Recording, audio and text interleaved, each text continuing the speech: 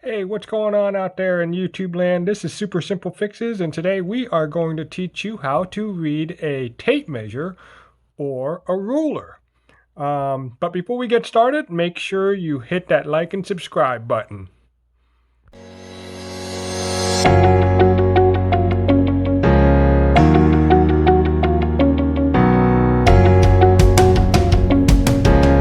Okay, we are back, and right now you can see that I have a little bit of the tape measure pulled out here, and there are no numbers in between the large numbers. So, between 2 and 3, all you see is a bunch of tick marks, and it's like, well, what am I going to do? How am I going to read this, right? So I'm going to show you how to read this, and it's going to be really easy. There's probably a bunch of different ways you can think about it, but I like to give you the easiest way to think about it, and then you won't even have to sit there trying to memorize everything. All right? Okay, here we have a zoomed in view of the 1-inch mark to the 2-inch mark, and in between these marks we are looking at 16 little hash marks. So you'll see that right here. That's exactly how it's 1/16.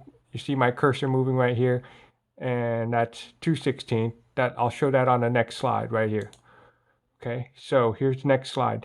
So the easiest way to go, if you're looking at this and you're not sure how to read it, and there's absolutely no numbers here, just know that between the 1-inch mark and a 2-inch mark, or between whatever mark you are in as far as inches, there are 16 hash marks here. Okay, so at the top of number 2, I have written 16/16, because right before that, that's 15/16. Just follow my cursor. And before that is 14/16. But why do we not read it as 14/16? Why do we not read it as 12/16 right here? And I'll show you in just a second. This is going to be a little lesson in reducing fractions, going back to school. All right, so 2/16, anytime you have an even number over another even number here, it can be simplified because both numbers can be divided by 2. In this case, 2 is the greatest common factor. So if you divide 2 by 2, you're going to get 1. And if you divide 16 by 2, you're going to get 8. So that's why my answer is 1/8, right?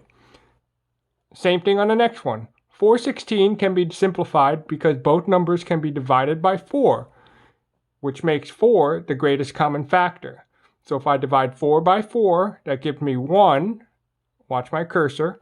If I divide 16 by 4, that gives me 4. So my answer is 1/4. That's why we would read it as 1/4. On to the next one. 6/16 can be simplified because both numbers can be divided by 2 in this case. 6 divided by 2 is 3, and 16 divided by 2 is 8. So that gives you your answer of 3/8. On the next one is going to be 8/16 can be simplified because both numbers can be divided by 8. So 8 divided by 8 is 1, and 16 divided by 8 is 2. So how do I know that these numbers, what the greatest common factor is? I've actually, gone through a lot of math and multiplication, division, all that type of stuff. So I don't have to think too much about what number can be divided into what. So you'll get better at it too. Don't worry about that. Next one is 10/16. Again, even number over even number can be simplified because both numbers can be divided by 2. And that gives you 5/8. So 10 divided by 2 is 5. And 16 divided by 2 is 8. 12/16 is our next one. It can be simplified because both numbers can be divided by 4. So 12 divided by 4 is 3, and 16 divided by 4 is 4. So that gives us our answer of 3/4. And 14/16 can be simplified because both numbers can be divided by 2. 14 divided by 2 is 7, and 16 divided by 2 is 8. So once you get these numbers, just like this one right here, 7/8, it's irreducible. that is the lowest it's going to go, right?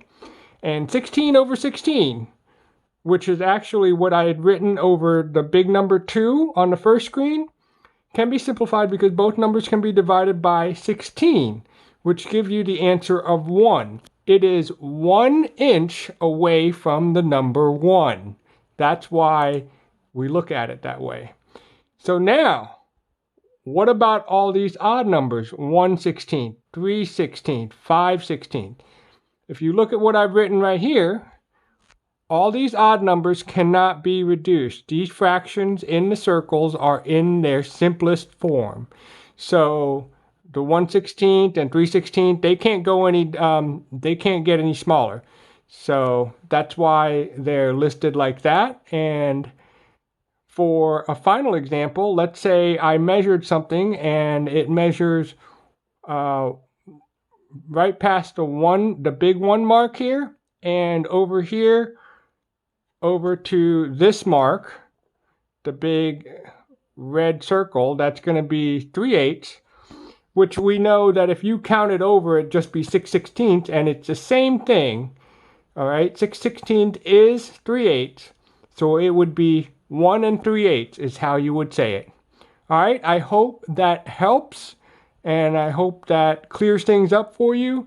Feel free to leave any questions in the comments. And other than that, have a great rest of the day.